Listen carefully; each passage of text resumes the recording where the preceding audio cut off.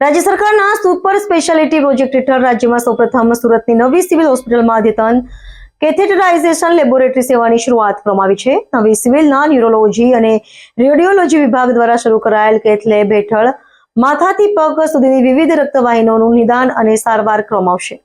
રાજ્ય સરકારના super speciality project હેઠળ રાજ્યમાં સૌપ્રથમવાર સુરતની નવી સિવિલ હોસ્પિટલમાં અદ્યતન કેથેટરાઇઝેશન લેબોરેટરી સેવાની શરૂઆત કરવામાં આવી છે. નવી સિવિલના ન્યુરોલોજી અને રેડિયોલોજી વિભાગ દ્વારા શરૂ કરાયેલ કેથ લેબ હેઠળ માથાથી પગ સુધીની વિવિધ રક્તવાહિનીઓનું નિદાન અને સારવાર કરવામાં આવશે.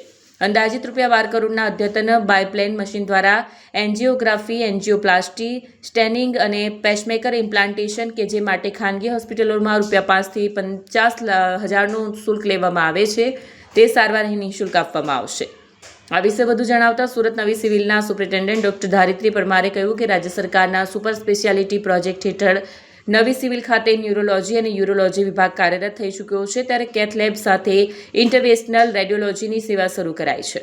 આ પ્રસંગે ગુજરાત નર્સિંગ કાઉન્સિલના પ્રમુખ ઇકબાલ કડીવાલાએ જણાવ્યું હતું કે સુરત નવી સિવિલ માટે આ એક ગૌરવની ક્ષણ છે. રાજ્ય સરકાર દ્વારા જરૂરિયાતમંદ દર્દીઓને વિવિધ રોગોના નિદાન અને સારવાર માટે એક જ સ્થળે શ્રેષ્ઠ આધુનિક સુવિધાઓ સાથે સારવાર આપવાના અમારા પ્રયાસો છે.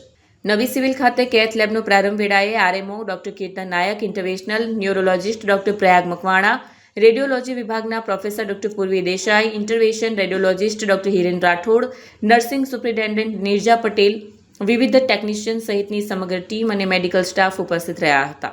હું ડૉક્ટર હિરેન રાઠોડ છું, ન્યુરો અને vascular intervention radiologist. Surat civil હોસ્પિટલની અંદર અમે હવે કેથ લેબની સર્વિસીસ કેથ લેબ શરૂ થઈ છે.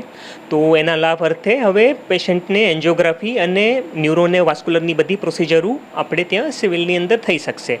પ્રોસિજર્સની અંદર વાત કરીએ તો પગથી લઈને માથાની બધી પ્રોસિજરો ઇન્ક્લુડ થાય છે. એન્ડોવાસ્ક્યુલર, જેમાં મોટાભાગે હિપેટોબિલિયરી પ્રોસિજર્સ હોય છે, અમુક પેરિફરલ વાસ્ક્યુલર પ્રોસિજર્સ હોય છે, જેમ કે એન્જિયોપ્લાસ્ટી થઈ ગયું, સ્ટેન્ટિંગ થઈ ગયું, પગની નસું બંધ પડતી હોય, દબાઈ ગઈ હોય તો એની એન્જિયોપ્લાસ્ટી, સ્ટેન્ટિંગ થઈ ગઈ. પછી અમુક રિનલ ઇન્ટરવેન્શન્સ છે કે જેની અંદર કોઈ નસની અંદર ફૂગો બન્યો છે, એન્યુરિઝમ બન્યું છે તો એનું કોઇલિંગ છે, એની માટે ફ્લો ડાયવર્ટર કે એ સર્વિસીસ છે તો એ બધું પણ શક્ય બનશે. એના સિવાય ઓન્કોલોજીની અંદર કે જે કેન્સરના દર્દીઓ છે તો એમાં અમુક પેશન્ટની અંદર જેમાં અમારે નસની અંદર જઈને દવા આપવી પડતી હોય છે, કીમો એમ્બોલાઇઝેશન અમે બોલતા હોઈએ છીએ, તો એ બધી સર્વિસીસ પણ હવે સિવિલની અંદર પોસિબલ બનશે. એન્ડ ટાઈમ સાથે અમે અમારું આ સ્પેક્ટ્રમ ઇન્ટરવેન્શન રેડિયોલોજીનું સ્પેક્ટ્રમ અમે વધારીને જેટલું બેસ્ટ આપી શકીએ પેશન્ટને એવું કરવાની અમારી કોશિશ રહેશે.